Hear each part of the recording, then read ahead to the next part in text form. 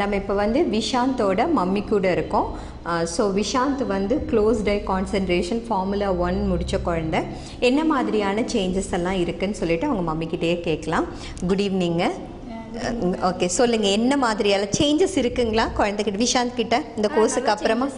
நல்லா இருக்குங்க. என்னென்ன சேஞ்சஸ் எல்லாம் நீங்கள் இது பண்ணி? அவன் வந்து ஆல்ரெடி படிக்கிற ஸ்டூடெண்ட் தான். நாங்கள் வந்து ஒரு எக்ஸ்ட்ரா ஆக்டிவிட்டீஸ் தான் இது போட்டோம். சரிங்க. வந்து கொஞ்சம் குறும்பு பண்ணுவான். அது வந்து இப்போ நல்லா சேஞ்சு, அந்த குறும்பு கம்மியாக இருக்குங்களா? ஓகே. எந்த மாதிரி குறும்புன்னு எப்படி உங்களால் கண்ட்ரோல் பண்ண முடியாத அளவுக்கு பண்ணுவானா? ரொம்ப குறும்பு பண்ணுவான். அது இப்போ வந்து மார்னிங் வந்து கரெக்டாக அவனே எந்திரிச்சுக்கிறான். ஓ, அது வித்தியாசம் இருக்கு. ஓ, நீங்க எழுப்பாமே அவனே எந்திரிச்சுக்கிறான். ஓகே. அவனோட வேலை எல்லாமே அவனே செஞ்சுக்கிறான். ஓ, ஓகே. உங்களோட தேவை இல்லை, உங்களை டிபெண்ட் பண்றது இல்லை அவன். ஓகே.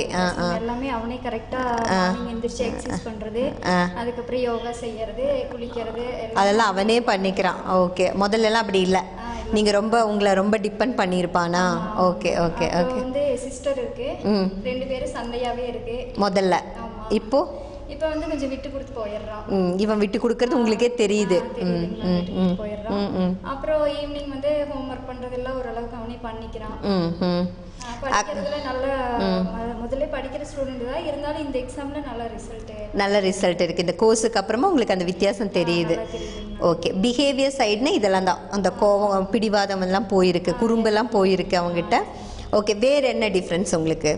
வேறன்னு பார்த்தீங்கன்னா, நம்ம சொல்றது யாராவது வந்தாங்கன்னா அவங்க கூட எப்படி பேசணும், நல்லா ரெஸ்பான்ஸ் பண்றான் அவங்கள.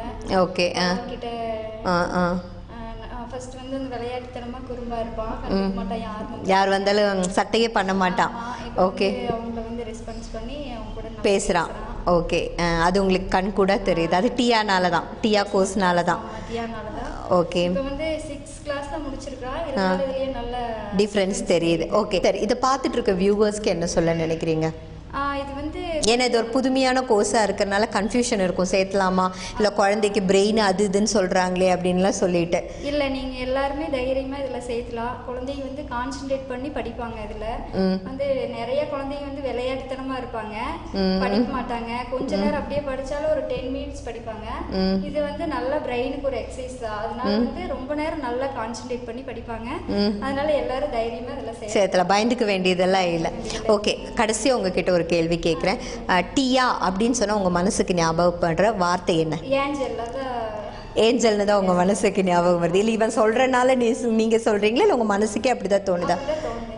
ஏஞ்சல்னு தான் உங்களுக்கு தோணுது. ஸோ டியாவோட கோர்ஸை நீங்கள் என்ஜாய் பண்ணீங்க. ஓகே ஓகே, என்ஜாய் பண்ணீங்க. ஓகே.